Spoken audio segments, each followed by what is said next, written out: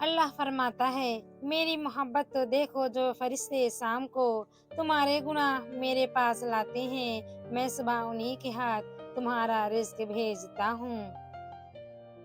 انسان جتنا بھی گناہ گار ہو، اللہ پاک اس کے لیے دعا کا راستہ اور رزق کا دروازہ کبھی بند نہیں کرتا۔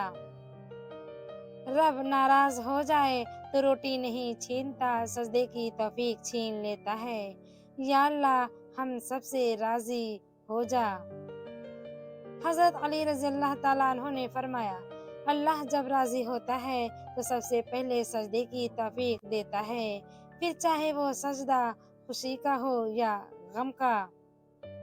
5 چیزوں کی 5 جگہ حفاظت کرو: محفل میں زبان کی، بازار میں آنکھ کی، نماز میں دل کی، دسترخوان پر پیٹ کی اور نگاہ میں حیا کی۔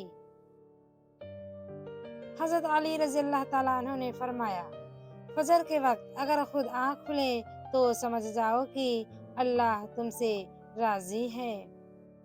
حضرت علی رضی اللہ تعالیٰ عنہ نے فرمایا، جب تم پریشان ہو تو یہ دعا پڑھو: حسبنا اللہ و نعم الوکیل، پریشانی ختم ہو جائیں گی۔ اس اللہ سے ڈرتے رہو جس کی صفات یہ ہے کہ اگر تم بات کرتے ہو تو سنتا ہے، اگر دل میں رکھتے ہو تو وہ جانتا ہے۔